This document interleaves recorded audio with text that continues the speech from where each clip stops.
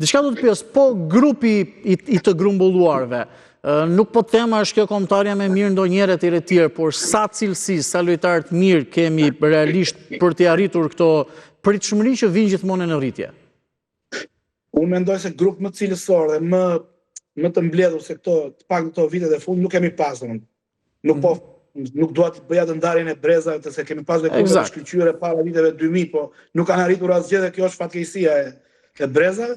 Por unë mendoj grup më cilësor nuk besoj të kemi pasur, pavarësisht se gjithë do ketë debate, polemika, jo pse nuk mori X-in, Y-in, vërtet jemi kombëtare, domethënë e vogël, po emra cilësor nuk mungojnë. Kemi lojtarë që luajnë Serie A, lojtarë që luajnë Premier League, në kampionatet më të forta në Europë. Mes tyre ka lojtarë me shumë eksperiencë. Kemi kapiteni ynë, sapo ka bërë 300 ndeshje me Atalantën, ka fituar kompeticionin e Ligës së Evropës.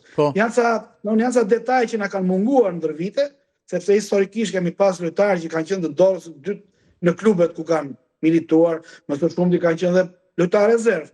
Po kohët kanë ndryshuar dhe unë mendoj plus minus, shumë qofse është ajo debati i zakonshëm që pse s'mori shumë herët e fundit ajo që na bie në sy është mos aktivizimi, mos grumbullimi i Muçit. Në këtë lloj lidhje që mund të jepesh një shans, por këto jo se përmend emrin e Muçit, po mund të ndodhi në çdo lloj grumbullimi me shumë emra lojtarë që do krijojnë debate, polemika.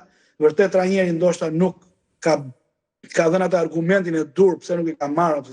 Është e kuptoj. Ajo është strategjia e tij dhe ne nuk mund t'i themi tani pse nuk e morë. Në fundit faturën do e mbaj ai për gjithçka. E vërtet, si për rezultatet pozitive dhe ato negative.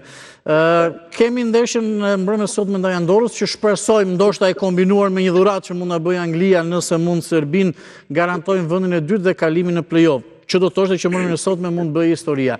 Të dielën në orën 18 në Air Albania biletet janë shitur gjitha, është ndeshja me Anglinë e fundit për këtë fushatë kualifikuese.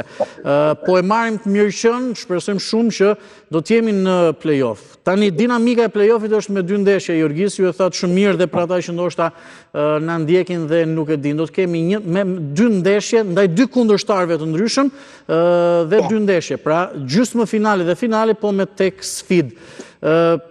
Pa mësuar dhe rivalët nuk mund të them çfarë shansesh kemi, por nëse shkojmë atje, çfarë duhet bëj kombëtarja, loja, organizimi etj që ta tentojmë botrorin sipas jush? Tani ne të Spanjë të shpresojmë, duke qenë me këmbë tokë të fitojmë sot dhe ta luajmë atë ndeshjen me Anglinë, një ndeshje qefi ndoshta për të dyja skuadrat, aq më tepër dhe atmosfera është e padiskutueshme që do jetë fantastike. Pastaj, për ta shpjeguar edhe pak se ka një far konfuzioni, mendojnë ndoshta opinioni mendon se do luajmë një ndeshje, do shkojmë në botror, po e vërteta është që janë 2 ndeshje, janë me short, edhe çdo gjë këtu bazohet tek renditja që kemi ne, në renditja e nëntorit në FIFA.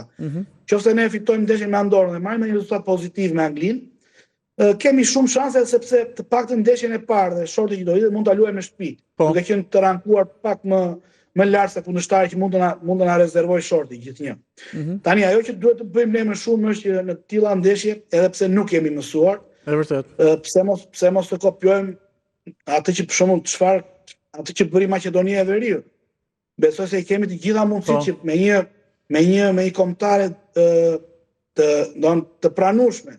Tani vërtet në vazon e parë dhe vazon e dytë mund kemi dhe Italinë. Janë gjëra që ndodhin në short, po janë 2 ndeshje që atje tregohet eksperienca, cilësia që ke si skuadër, janë 2 finale që diferencën më së shumti jo thjesht episodet gjatë një ndeshje, po e bën kualiteti dhe eksperienca që ka kjo kombëtare.